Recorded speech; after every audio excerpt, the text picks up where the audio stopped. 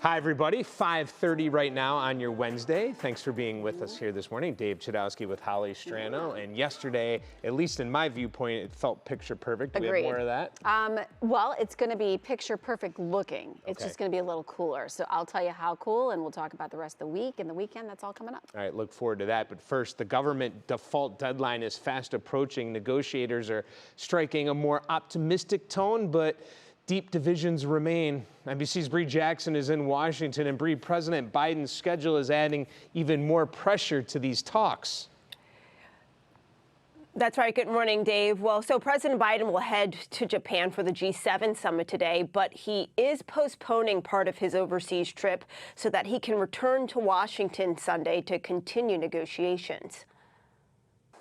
A new sense of urgency to prevent an unprecedented and potentially catastrophic government default. President Biden cutting short his overseas trip. I'm postponing the Australia portion of the trip and my stop in Papua New Guinea in order to be back for the final negotiations with the congressional leaders.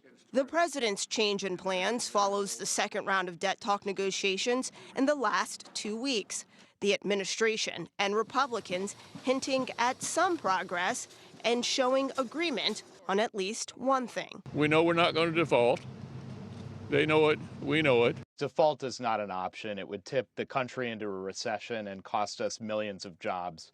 The president simply won't allow that to happen. But the two sides remain far apart on certain issues. We've got to find a way that we can curve our spending, raise our debt limit, and also grow our economy. Republican demands include work requirements for federal aid programs, something Democrats strongly oppose. Negotiators are staring down a June 1st debt default deadline. We have to proceed with the fierce urgency of now in order to make sure we can reach that bipartisan, common sense, common ground agreement. House Speaker Kevin McCarthy says it's possible a deal could come by the end of the week. And the White House appointed OMB Director Shalonda Young and Senior Advisor Steve Ricchetti to continue negotiations with House Speaker Kevin McCarthy's office while President Biden travels overseas. Dave, Holly. Bree, is there any common ground that the two sides might be able to compromise on?